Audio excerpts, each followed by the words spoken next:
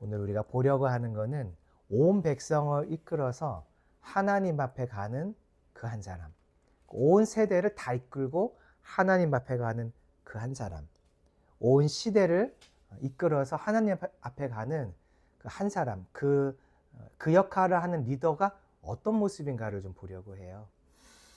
레위기 16장은 1절 위에 제목을 보시면 속죄일이라고 되어 있죠. 그래서 레위기 16장은 속죄일과 관련된 이야기입니다. 속죄일은 1년에 딱 한 번 있는데 7월 10일 날 온 이스라엘 사람들의 부정함, 그리고 사람이 있기 때문에 사람으로 땅이 같이 부정해지거든요. 그리고 사람이 닿는 곳들이 부정해지고, 그러니까 온 이스라엘 전체, 사람뿐 아니라 땅과 관련된 모든 부정함, 그러니까 이스라엘이라고 불려지는 그 땅 안에 있는 모든 부정함을 다 가지고 하나님께 가서 깨끗함을 받는 날이죠. 그 제사장들이 평상시에는 그 개인 한 사람 한 사람의 제사를 주관하고 있다가, 이때는 이제 대제사장이 개인 한 사람 한 사람이 아니라 온 이스라엘 전체의 모든 죄악을 다 담당해서 하나님 앞에 그들을 인도하는 역할을 합니다. 제사장들이 원래는 돌아가면서 각각 담당을 하고 번제단에서 제물 드리는 일을 해요.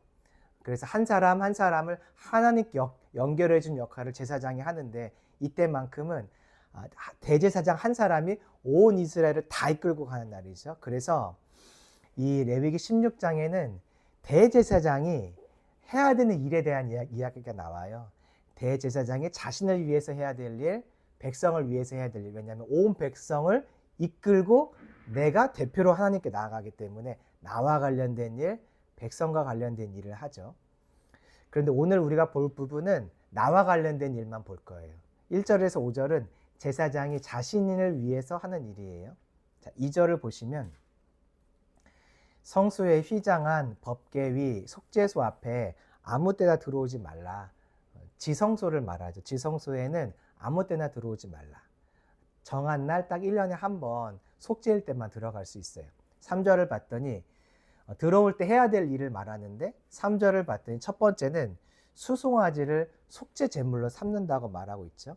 6절을 보시면 아론은 자기를 위한 속죄제의 수송아지를, 아까 그 수송아지가 여기 나오죠. 들이되 자기와 집안을 위하여 속죄하고, 자기도 위해서 하고 우리 집안을 위해서. 왜냐하면 대제사장 집안이 이제 아론의 가정이니까 그렇죠. 그래서 대제사장은 이날 속죄 제물을 드리고 하나님 앞에 나아가게 돼 있어요. 속죄 제물을 통해서 하나님 앞에 나아가는 대제사장이 자기가 정결해진 채로 나아가야 되는 거죠. 자, 그런데 이 속죄 제물을 드림으로 자기가 정결해지는 거니까 사실 자기의 정결을 가지고 나가는 건 아니에요. 속죄 제물 대신 죽어줌으로 내가 정결해짐을 입고 가는 거지, 내 정결이 아닌 거죠. 속죄 제물을 통해서 정결해짐을 받아서 대신 그가 죽어짐으로 내가 정결해짐을 받아서 그것을 입고 내가 나아가는 거니까요. 자기 정결이 아니라 제물로 인한 정결을 가지고 하나님께 갑니다. 속죄의 제물은 성경에서 예수님을 보여주죠. 그러니까 대제사장이 이때 나아갈 때는 자기의 정결이 아니라 제물로 말미암아 얻는 정결을 가지고, 즉 예수님으로 인하여 얻은 정결을 가지고 나아가는 것이에요. 자, 온 이스라엘을, 한 민족을 하나님께 이끌어가는 이날, 한 민족을 이끌어가는 한 사람, 그 지도자는 어떤 사람인가 봤더니 예수님의 정결을 소유한 자예요. 예수님의 정결을 가지고 나가는 자지 자기의 정결을 가지고 나가는 자가 아니라는 거죠. 즉 자기 의가 없어요. 그러니까 한 민족을 하나님께, 한 시대를, 이게 1년 동안만 이게 그 유효하거든요.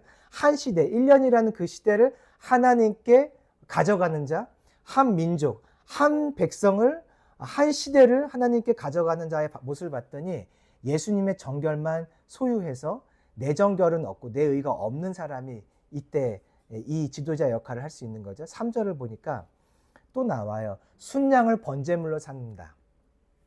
번제는 헌신의 제사죠. 대제사장이 하나님께 나아갈 때 주님 내가 헌신할게요. 우리 백성들 다 같이 헌신할게요. 이런 마음으로 헌신의 제사를 드리고 먼저 갑니다. 근데 나는 다짐하는 거고 실제 헌신은 누가 하냐면 양이 하잖아요. 내가 죽는 게 아니니까. 나 대신에 번제단에서 이 양이 나를 대신에 헌신하죠. 그러니까 이 대제사장이 하나님께 나아갈 때 어떤 헌신을 가지고 하는 거냐면 내 헌신이 아니에요.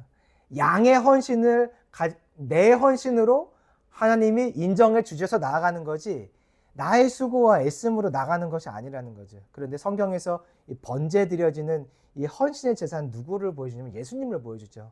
우리를 위해 전적으로 헌신하신 십자가에서 죽으신 예수님을 보여줘요. 그러니까 온 이스라엘 한 민족, 한 시대, 한 세대를 하나님께 이끌어가는 지도자, 하나님께 인도하는 지도자의 모습은 예수님의 헌신만을 소유한 사람인 거죠. 자기 헌신이 드러나지 않아요.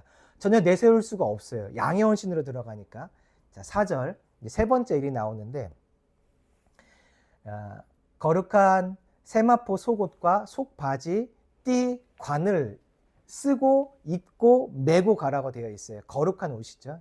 23절을 봤더니 이 옷은 성소에서 지성소에 들어갈 때 입고 회막 바깥으로, 그러니까 성소를 나올 때는 다시 벗고 나오도록 되어 있어요. 그래서 이 옷은 일반적으로 제사장들이 입는 옷인데 대제사장이 입는 옷이 있고 제사장들이 입는 옷이 있는데 이것과 똑같아요. 그런데 제사장들이 일반적으로 밖에서 입는 옷이 아니라 하나님께 들어갈 때만 입는 구별된 옷이 따로 있는 것이죠. 생긴 건 똑같아요. 형태도 똑같은데 세마포 속옷, 속바지, 띠관, 이것은 지성소로 들어갈 때, 성소에서 지성소로 들어갈 때 입고 나와서 벗고 그 다음에 일반 업무를 다시 볼 때는 성소 바깥으로 나올 때 이 옷을 갖고 나오지 않고 입고 나오지 않아요. 똑같이 생겼는데 지성소에 들어갈 때만 입는 구별된 옷인 거죠. 속죄일 때 나타나는 제사장의 옷에 가장 큰 변화를 한다면 대제사장에게 있는 대표라는 직함이 다 떨어져요. 왜냐하면 원래 이 대제사장이 입는 옷에 이 가슴에는 12개의 보석이 있어서 각 12지파를 상징하는 보석이 있어요. 그러니까 이것을 입고 있으면 저 사람이 대제사장이구나, 온 이스라엘의 대표구나 알 수 있어요. 또 양쪽에 어깨끈에 이 12지파 이름들이 적혀 있어요. 그러니까 이 대제사장이 일반적으로 입고 있는 옷을 보면 이 사람이 대표구나, 우리 민족의 대표구나 알 수 있어요. 그러나 이 대표인 사람이 하나님 앞에 정말 대표의 자격으로 나갈 때, 평상시 말고 대표의 자격으로 가장 중요하게 나아갈 때는 대표의 직함들을 다 떼요. 누가 봐도 대표인지 알 수가 없어요. 왜냐하면 그때 그가 입는 옷은 일반 제사장들과 똑같은 옷이기 때문에 그래요. 다만 이것은 지성소로 들어가기 위해 구별되어 있는 옷인 거지 겉모습은 똑같아요. 신기하죠? 이스라엘 백성의 가장 대표로서 가장 중요하게 나아가는 그 시점만큼은 내가 대표라고 하는 직함들이 다 떨어져서 전혀 구분이 안 되는 사람으로 나가는 것이에요. 그리고 어떤 옷을 입고 가냐면 구별된 세마포와 관련된 옷, 띠, 관들을 쓰고 가죠. 성경에서 세마포와 관련된 것은 예수님을 상징하죠. 그러니까 예수님으로만 입고 나간다는 것이에요. 정리를 하면 대제사장이 한 민족, 한 세대, 그 시대를 1년을 책임질 때는 예수님의 헌신을 갖고 가고 예수님의 속죄를 갖고 가고 예수님의 옷을 가지고 가요. 자기의 헌신과 자기의 어떤 수고, 영광, 자기의 대표 직함 이런 걸 가지고 가질 않아요. 이런 것은 전혀 보이지 않아요. 그런데 생각해 보세요. 우리가 일반적으로 생각하는 대표의 모습과 이 대제사장이 대표로서 정말 서는 이 하루, 딱 이날 하루, 온 이스라엘의 대표로 서는 이날 하루의 모습을 비교해 보면 너무 달라요. 우리가 생각하는 대표는요, 남과 좀 다른 옷을 입죠. 남과 조금 다른 화려함들이 있어요.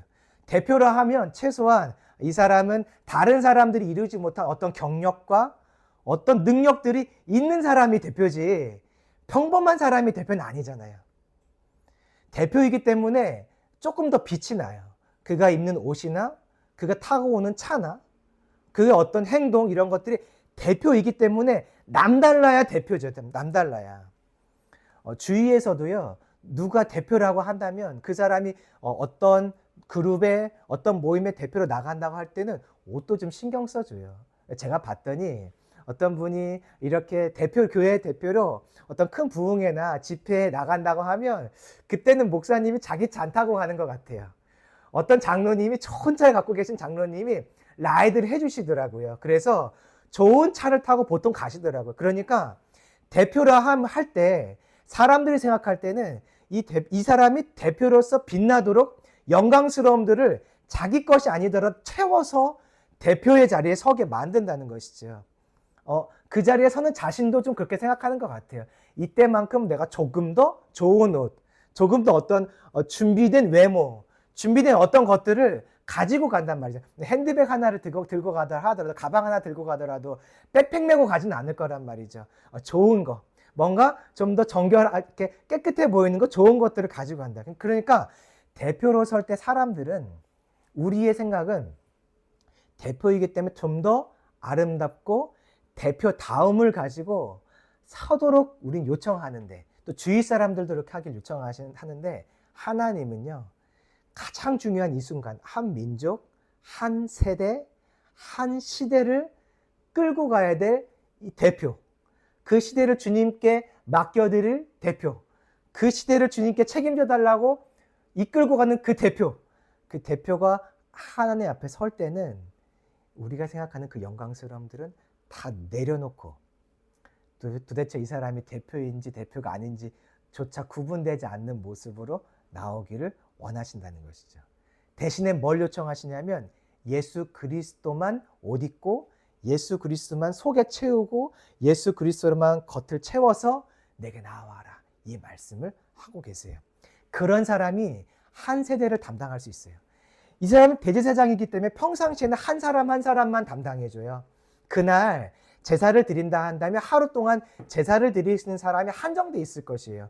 왜냐하면 제물을 드리고 태운 다음에 또 태우고 한다면 하루에 나에게 주어진 업무의 시간 동안 대제사장이 감당할 수 있는 사람은 정해져 있을 것이에요. 그러니까 한 사람 한 사람을 감당할 때는요, 어깨에 12사람의 12지파의 대표, 가슴에 12지파의 대표, 딱 보면은 모든 제사장 중에서 가장 독특한 옷을 입고 가장 특별한 모습을 갖고 있는 그 사람이 한 사람 한 사람을 담당할 수 있어요. 그러니까 한 사람 한 사람을 담당하는 364일은 그런 영광스러움을 가지고 담당하는 것이에요. 하지만 온 이스라엘 전체를 담당할 때는 달라요.